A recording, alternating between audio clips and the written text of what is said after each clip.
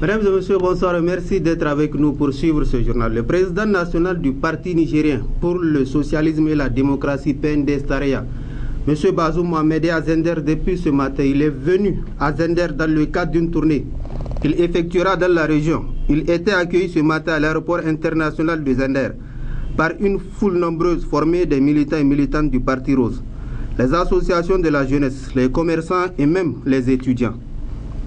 À sa descente d'avion, il a été salué par le gouverneur de la région de Zender, les directeurs régionaux et départementaux, le personnel administratif et technique de l'université de Zender, avant de se rendre à son lieu d'hébergement. Ceci dit, le monde célèbre demain mardi 19 août la journée mondiale de l'aide humanitaire. L'objectif de la journée est de faire connaître les actions des acteurs humanitaires et de faire des plaidoyers pour plus d'actions humanitaires dans le monde. Le thème de cette année: le monde a besoin de plus de héros humanitaires. À Zender, cette journée sera célébrée dans l'enceinte de l'école normale Askia Mohamed et plusieurs activités sont au menu pour donner plus de visibilité et faire connaître les organisations non gouvernementales qui œuvrent sans relâche pour améliorer les conditions de vie. Les conditions de vie de la population nigérienne. Au programme de la journée de demain, il y aura des expositions, des projections, une conférence et une donation aux victimes des inondations de Tanou. Toute la population de Zender est invitée à l'école normale à prendre part et découvrir les organisations humanitaires de Zender. Restons dans le cadre de cette célébration de la 6e édition de la Journée mondiale de l'aide humanitaire pour annoncer ce match de football qui a opposé hier l'équipe des autorités administratives à celle des acteurs intervenant dans le domaine humanitaire à Zender. Un match qui s'est soldé par un score d'un but partout. Bintou était sur le terrain, suivant son commentaire. Dans le cadre de la célébration de la 6e édition de la Journée mondiale de l'aide humanitaire, journée placée sous le haut patronage du gouverneur de la région de Zender, un match de football a opposé l'équipe des autorités administratives et les agents des ONG humanitaires intervenant dans la région. Un match très acharné avec des belles actions de part et d'autre. L'objectif visé à travers un tel match est de renforcer le lien de travail et d'amitié entre les autorités et les agents humanitaires. Notons aussi que ce match était plein de fair play dans une ambiance bon enfant. À la mi-temps, nous avons recueilli les impressions d'un agent de la compagnie Orange Niger, qui est également une compagnie qui appuie dans les actions humanitaires par le biais de la fondation Orange Niger. Orange Niger, en tant qu'entreprise citoyenne, a toujours, je dis bien toujours, mis la patte quand il est question donc de questions humanitaires.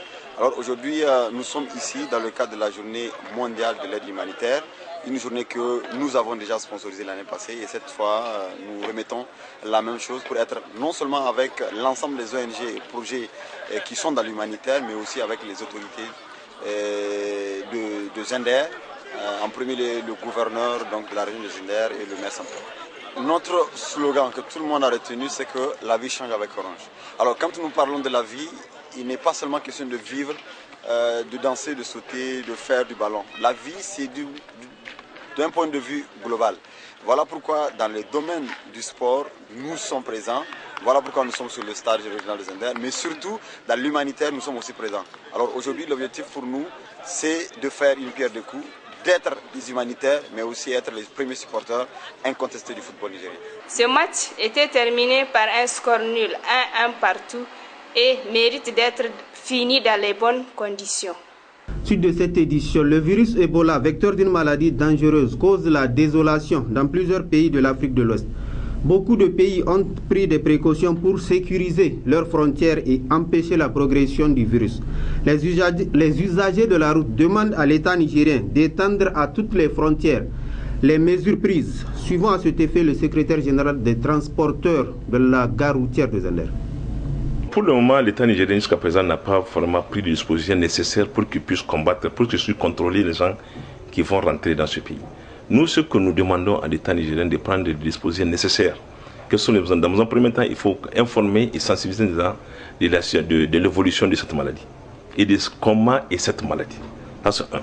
Deuxièmement, on demande à ce que l'État essaye ou fasse tout ce qu'il va faire pour ce que l'État doit faire pour mettre les gens d'assainissement et les gens de la santé dans les différentes barrières de la frontière entre le Niger et le Nigeria pour qu'ils puissent contrôler les gens qui vont rentrer. Et normalement, l'État nigérien doit exiger un certificat d'aptitude à tous les gens qui vont rentrer au Niger, les gens qui en provenance du Nigeria. Parce que c'est une maladie très grave, une maladie qui peut facilement être vraiment, on ne sait pas comment dire, dans le pays. Et nous, compte tenu de la manière dont nos gens, sur la question de la santé, là, les gens vraiment ne s'intéressent pas beaucoup à leur santé. Et si cette maladie arrive à franchir la frontière, c'est un problème pour notre pays. C'est un problème sérieux parce que nous sommes pauvres, les gens ne partent pas à l'hôpital. Les gens, même pour aller à l'hôpital pour une certaine maladie, c'est tout un problème parce que la pauvreté empêche les gens de vraiment accès à l'hôpital. Vraiment, ce que l'on souhaite, on demande, si possible, on exige à l'État vraiment de faire tout pour vraiment faire une barrière pour le contrôle de ces gens, tous ceux qui vont rentrer dans le pays et surtout ceux qui vont venir du Nigeria. Et nous demandons à ce que les gens exigent un certificat d'aptitude. Tous ceux qui vont rentrer, vraiment, ils devront avoir une visite médicale qui prouve que cette personne-là est en parfaite santé. Parce que c'est une maladie, entre 2 heures, 3 heures, ça peut vraiment être très grave pour le pays. Vraiment, c'est ça que je veux. Et je souhaite à ceux qui devront faire cela, c'est l'État vraiment accepte à nous faire cela. Volet reportage dans cette édition, il est consacré à l'état de dégradation des routes en cette période hivernale. Les usagers de certains tronçons vivent un véritable calvaire au moment des déplacements, et ce en dépit des efforts non négligeables consentis par les pouvoirs publics. Reportage signé Abdul-Jalil El-Haj Sama. En cette période hivernale, traverser la route au Niger constitue un véritable casse-tête pour les usagers. Les tronçons Zender-Agadez et Zender-Myria en sont une parfaite illustration. Pourtant, le tronçon Zender-Agadez est d'une manière ou d'une autre le plein centre des affaires du Niger, étant le seul et unique tronçon emprunté par les camions citernes chargés à la Soraz. Les nids de poules visibles ça et là sont remplis d'eau en ce mois d'août. Et rejoindre la Soraz est synonyme de parcours d'un combattant. C'est une situation que nous déplorons. Parce que présentement, moi je suis au volant. Je connais ce que c'est l'état de la route. Et prenons l'exemple de la route du tronçon Soraz-Zander. C'est une distance de 53 km à peu près. Mais, compte tenu de la dégradation de route, banalement tu peux faire 5 heures de temps sur le petit tronçon. Et chaque fois quand tu vas à l'aller, tu casses quelque chose sur le camion. Au retour, tu fais des réparations. Il n'y a aucun camion qui part à la Soraz sans pour autant casser, même si c'est une vis. Et au retour, c'est comme ça. On casse les vis, on casse les pneus. Tout ça là, c'est compte tenu de la dégradation de route. Et nous, ce que nous avons dit, normalement, le pétrole là, ne devrait pas être consommé. On devrait faire la route avant le commencement de la consommation du carburant. Ça devrait être fait. Le tronçon Zander-Agadez, c'est une route normalement qui devrait être faite et bien faite pour que les camions puissent acheminer le produit pétrolier qui a été raffiné. Quand il pleut, maintenant quand tu roules, les nids de poules sont pleins d'eau. Tu ne peux pas constater là où se trouvent les trous dangereux. Banalement, tu tombes dans un trou, ça renverse le camion. Ou bien tu tombes, maintenant le camion vient percuter un autre camion. Si vous croisez avec un autre camion, il va percuter un autre camion. Et tout ça, là, c'est la dégradation de l'autre qui cause les accidents. Face à cette situation, les usagers de cet axe demandent à ce que l'État trouve une solution rapide à ces calvaires qu'ils vivent à longueur de journée. C'est les autorités avec le peu de moyens qu'on a, avec les services compétents qui sont chargés de réparer les routes. Ils n'ont qu'à réparer les routes. Si, je vais vous donner un exemple. Il y a le tronçon Taketa-Tessawa. Tronçon Taketa-Tessawa jusqu'à Maradi. Ce tronçon-là, le service de TP là, qui s'occupe du tronçon-là, vraiment il gère bien le tronçon. C'est un goudron qui a duré, ça fait, c'est Kanazoe qui a fait ça. Dans les années 80, je ne sais pas, 83, 84, c'est Kanazoe qui a fait la route là. Et actuellement, la route là, elle est mieux que la route sera Zander. La route sera Zander à Agadez. Pourquoi? Parce qu'il y a des gens qui sont là, qui s'occupent de la réparation de la route. Chaque fois qu'il y a un problème, ils viennent, avant que ça s'aggrave. S'il y a un petit trou, ils viennent, ils referment le trou. Ils mettent un morceau de goudron. Et c'est fini. Mais c'est au moment où, ici, là, c'est au moment où on constate que la route est complètement délabrée. C'est à ce temps-là qu'on vient chercher pour faire des raccolages. Et pourtant, cela fait des années que les usagers de ce tronçon traversent ces calvaires au vu et aussi des autorités. Et qu'avec l'installation de la saison des pluies, nous surveillons toutes les sections de route, toutes les routes et enterrées et bitumées par rapport à des menaces de la pluie. Et dans ce sens, tous les directeurs départementaux, sous ma supervision, chacun suit de près à ce qui le concerne sa zone d'intervention. La route bientôt, l'appel d'offres est lancé. Nous sommes au niveau des analyses et il se promet qu'apparemment les résultats sont sortis. Zender Magaria. Nous espérons le lancement de ces travaux par son Excellence M. Al-Haïchi Issou Mahamoud, président de la République, fin septembre, en même temps que l'inauguration de la route Zender Myria Guidemouni Moussari.